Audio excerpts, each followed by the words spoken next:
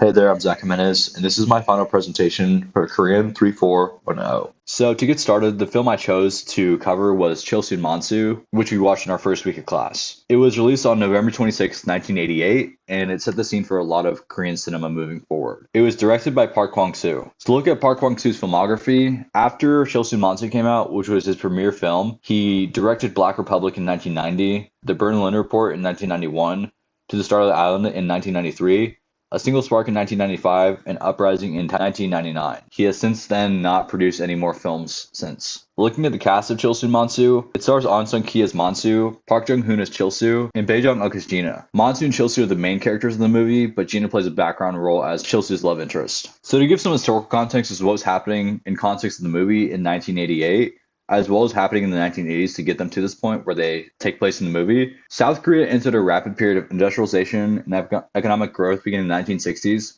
after the Park regime came in during a coup, I believe, in 1961 or 1962. There was a lot of industrialization because some industries were nationalized, as well as there was injection of monetary and physical policy that helped industrialization take place. Alongside this industrialization, which was great and was seen as great for the economy, cultural imperialism driven by external capitalist countries, corporations, and players led to great Western influence in urban centers. Despite this economic success, class divide grew as there became more educational opportunities to move forward and political opportunities that divided the status of the South Korean populace.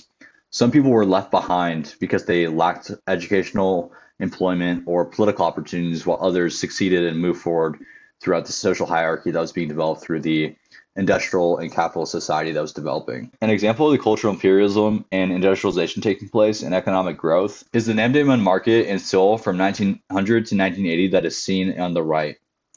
In 1900, it was mostly agricultural products being sold in low-rise buildings, while in 1980, there were sprawling urban centers that doesn't have an agricultural product in sight, and it's more so corporations that are running these large centers. So to give a quick plot overview, Chilsu starts out as a billboard designer or working for one, and he becomes disillusioned with his boss just because he's not the best to him, and meets Mansu, and they begin to working together. Mansu actually paints the billboards and puts them up once the designs are ready. And furthermore, in part one, Chilsu falls in love with Gina, who works at a Burger King, and he meets by coincidence on the streets. Chilsu and Mansu experience family problems because Mansu's background is that his father was a communist, and so people don't want to work with him just because of those ties.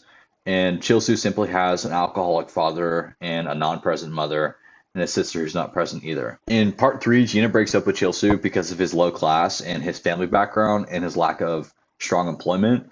And the pair begins to take on a large billboard project, which is seen as kind of the breakthrough for them because they haven't had much employment or much monetary success throughout the movie. In part four, Chilsu and Mansu successfully complete the billboard. That's just kind of a process in the movie, but they have a standoff with the police as they stand atop the billboard after it's completed, and they kind of vent out their frustrations against the capitalist society and the wealthy. The police believe they're either terrorists that are going to throw Molotov cocktails or they're going to commit suicide.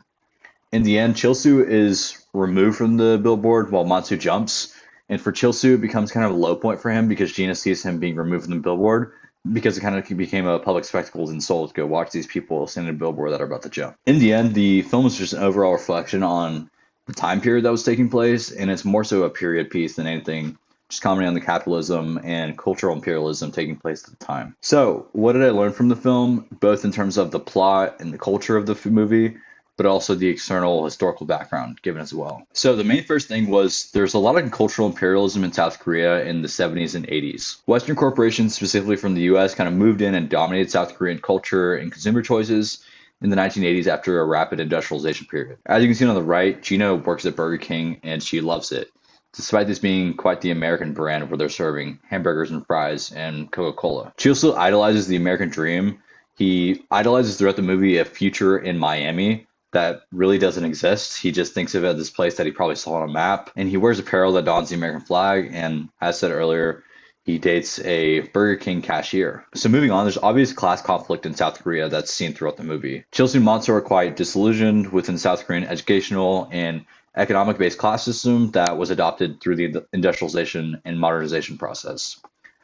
Mansu is low class by his father being a communist despite being highly intelligent and entrepreneurial. So it really speaks to the fact that although there should be social and economic mobility, some people are just strictly held back because of the status of their class, which which Mansu's class is really dictated by him having a communist sympathizing father. This class conflict is the main reason that they lash out and vent on the top of the billboard seen on the right of this slide. And lastly, a lot of publications that I watched while I was researching this film, they claimed that Park Kwang-soo's Chilsu and Mansu kind of ushered in a new era of Korean cinema that was inspired by student protesters. A lot of film that was being produced in Korea in the past sympathized with whatever regime was in charge of South Korea at the time and wasn't willing to make bold statements like this against capitalism or cultural imperialism or just speaking out. Rise of the New Korean Wave actually followed Park's leadership within the Seoul Film Group that screamed foreign art films that were French and from other European countries in nature. I believe this was the oldest film we saw throughout the entirety of the class, and it really felt like it ushered in this new Korean wave that kind of spoke to and